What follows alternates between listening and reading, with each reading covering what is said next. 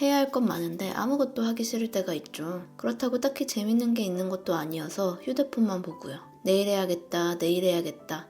미루는 것도 한두 번이지. 계속 일정이 밀리다 보면 할 일은 쌓이고 마음속 부담은 커져갑니다. 내 인생을 방해하는 미루기 습관, 새해에는 뿌리째 뽑는 방법 알려드릴게요. 바로 우리가 미루기를 사실 즐기고 있다는 걸 인정하는 거예요. 이게 무슨 말일까요? 해야 할 일이 있는데 미룰 때 표면의식은 너무 고통스럽죠. 마음 놓고 노는 것도 아니고 그렇다고 일을 하는 것도 아니니까 계속 찜찜하잖아요. 그런데도 미루기를 반복하는 이유는 표면의식과 달리 잠재의식은 미루기를 좋아하기 때문이에요. 우리가 뭔가를 계속 반복하고 있다면 사실 잠재의식에선, 무의식에선 그것을 원하고 있다는 걸 인정해야 합니다. 요요가 5kg 감량을 목표로 하루 1시간 운동을 계획했다고 해볼게요. 하지만 운동이 너무 하기 싫은 나머지 계속 미루기만 합니다. 그렇다면 실제의 요요는 사실 살을 뺀 자신과 1cm도 가까워지지 않았어요. 아무 행동도 하지 않았으니까요. 하지만 계획을 갖고 그걸 미루고 있을 때 요요는 나도 모르게 자신이 그 전과는 다른 상태에 있다고 착각을 합니다. 아직 살을 뺀 것은 아니지만 할 일을 갖고 있고 그것 때문에 괴로워하는 나는 과거의 나와는 다르다고 나 자신을 속일 수 있는 거예요. 그래서 잠재의식은 미루기를 좋아합니다. 실제적인 노력 없이도 뭔가 진행되고 있다고 느낄 수 있으니까요. 저는 시험 기간에 공부를 미루면서 내가 참 이상하다는 생각을 많이 했어요. 이렇게 괴로워할 바에야 공부를 해버리는 게 낫지 않나? 근데 왜 그렇게 안 하지? 하고 말이에요. 그런데 사실 잠재의식의 관점에서 보면 미루기는 이상한 게 아니라 굉장히 효율적인 습관이었던 거죠. 물론 미루는 것도 아예 대가가 없는 건 아니에요. 할 일이 있는데 미룰 때는 계속 해야 되는데를 외치면서 고통받잖아요. 하지만 바로 그 고통을 느끼기 때문에 우리는 더더욱 내가 무언가를 하고 있다고 착각하곤 합니다. 이렇게 고통스러워하고 있으니까, 대가를 치르고 있으니까 내가 그 전과는 다른 상태에 있다고 여기는 거죠. 결국 정리해보면 요요가 진짜 원했던 건 노력을 해서 살을 뺀 요요가 아니라 노력 없이 살 빠진 나에 가까워진 것 같은 지금이에요. 그래서 요요의 현실은 살 빠진 요요가 아닌 살 빼기를 계획하고 미루는 요요에 머물러 있는 거고요. 좀 납득이 되시나요? 그래서 심리치료사 베르트 헬링거는 말합니다. 문제를 해결하는 것보다 고통스러워하는 것이 더 쉽고 행복을 누리는 것보다 불행을 받아들이는 게 더 간단하다. 그렇다면 이 함정에서 벗어나 정말 계획한 일을 실행하고 목표를 이루려면 어떻게 해야 할까요? 내가 미루기를 즐기고 있다는 걸 인정하면 그동안 내가 선택했던 게 실질적 변화가 아니라는 것, 그보다는 변화하는 척이었다는 걸 받아들일 수 있어요. 여기서 한 발짝 더 가면 나에게 물어볼 수 있겠죠? 나는 왜 변화 대신 변화하는 척을 택할까? 변화하는 척이 더 이득인 이유는 뭐지? 변화를 거부해야 할 이유라도 있을까? 생각해보는 거예요. 조금 복잡해지죠? 간단히 퉁 쳐버리면 이 대답은 노력하기 싫으니까일 거예요. 운동하기 싫으니까, 공부하기 싫으니까, 일하기 싫으니까 그런 거지. 별 다른 게 있겠어? 그것도 맞아요. 하지만 제가 궁금한 건 왜 노력을 하기 싫은가예요. 왜 그 노력이 그렇게 힘든가예요. 물론 단순히 에너지가 들어가서 싫은 걸 수도 있지만 사람이 에너지가 들어가는 모든 노력을 다 힘들어하는 건 아니거든요. 일하는 건 기깔나게 잘하는데 연애에 젬병인 사람은 모든 노력을 힘들어하는 게 아니에요. 연애에 들어가는 노력만 유독 힘들어하는 거예요. 사람은 잘 만나지만 돈은 못 버는 사람도 모든 노력을 못하는 게 아니에요. 돈 버는데 필요한 노력만 특히 어려워하는 거예요. 이 부분을 이해하지 못하고 단순히 계획을 더 열심히 짠다던가 나만의 작업의식을 만든다거나 하는 현실적인 개선만 한다면 결국 내 상태는 다시 원점으로 돌아오기 쉬워요. 그런 행동들이 의미가 없어서가 아니라 근본적인 문제의 원인을 파악하지 못한 상태에서 표면만 달라졌기 때문에 효과가 미미한 거예요. 그럼 다시 돌아와서 우리가 유독 특정 부분에서, 특정 영역에서 노력하지 못하는 근본적인 이유는 새로운 정체성을 받아들이기를 거부하기 때문입니다. 변화라는 건 새로운 정체성, 새로운 나를 받아들이는 일이에요. 그런데 마음속으로는 새로운 나를 받아들일 준비가 안 됐다면 나도 모르게 그걸 위한 노력도 피하게 되겠죠. 아주 작은 습관의 힘의 저자 제임스 클리어 역시 모든 행동의 기저에는 믿음 체계가 있다.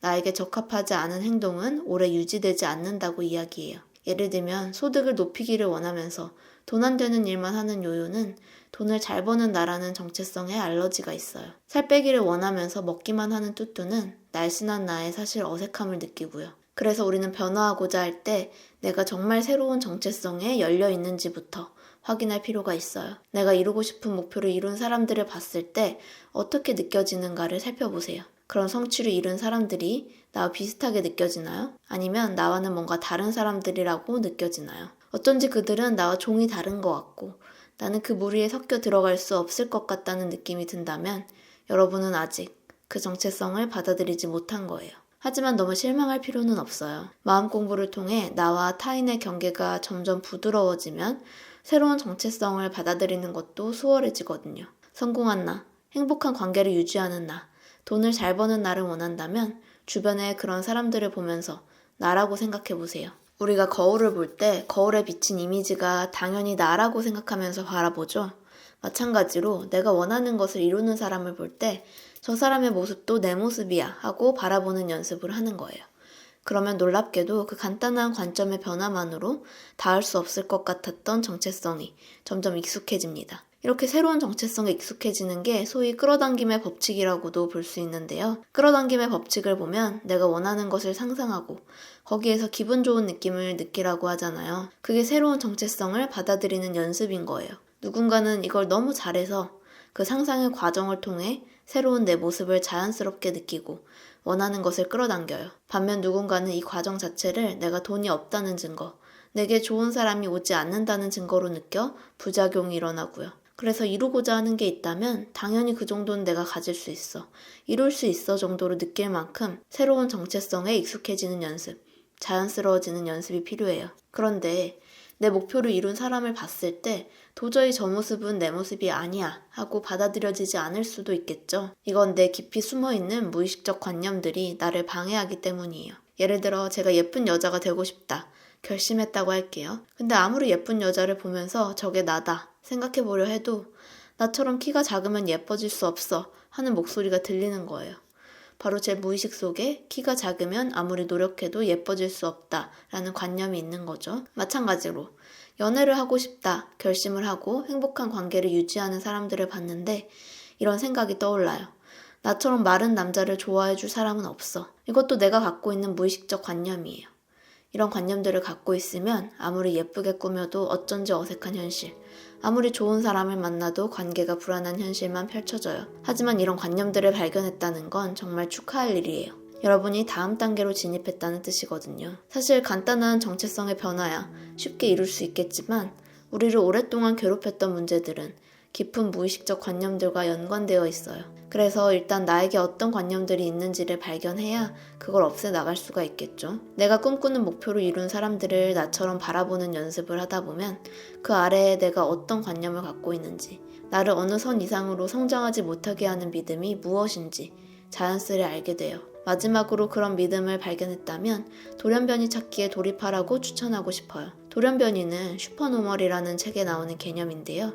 저자는 성공하기 위해서는 자기와 닮은 돌연변이를 찾아보라고 얘기해요. 나는 땡땡이 부족해서 성공할 수 없어 하는 생각이 든다면 그런 한계에도 불구하고 성공해낸 돌연변이의 사례를 찾아보라는 거예요. 이 과정은 내가 갖고 있는 무의식적 관념을 깨부술 수 있는 아주 좋은 방법이에요. 위에 예를 가져오면 키가 작지만 아름다운 사람을 찾아본다거나 마른 몸을 갖고 있지만 행복한 연애를 하는 주변 사람을 발견해보는 거예요. 이렇게 내가 갖고 있는 무의식적 관념에 반기를 제기하는 사례들을 접하다 보면 아, 내 믿음이 진리는 아니었구나. 나 혼자만의 허상에 갇혀 있었구나를 깨닫게 되면서 나를 사로잡고 있던 마음의 감옥에서 탈출할 수 있어요. 요약해보면 미루기는 잠재의식이 변화하는 척하면서 현재 상태를 유지하려는 습관이에요. 이런 변화하는 척에서 벗어나 진짜 행동을 취하기 위해서는 새로운 정체성을 받아들이고 목표를 이룬 나를 자연스럽게 느끼는 과정이 필요합니다. 그 과정에서 나를 방해하는 무의식적 관념을 깨달을 수도 있는데요. 그 관념을 발견했다면 내 관념에 반하는 돌연변이를 찾아서 내 관점을 확장해보세요. 오늘은 미루는 습관을 근본적으로 해결하는 방법에 대해 다뤄봤어요. 끝까지 봐주셔서 감사드리며 영상이 도움이 되었다면 좋아요와 구독, 알림 설정 부탁드립니다. 그럼 저희는 다음에 또 마음에 대한 영상으로 찾아올게요. 안녕.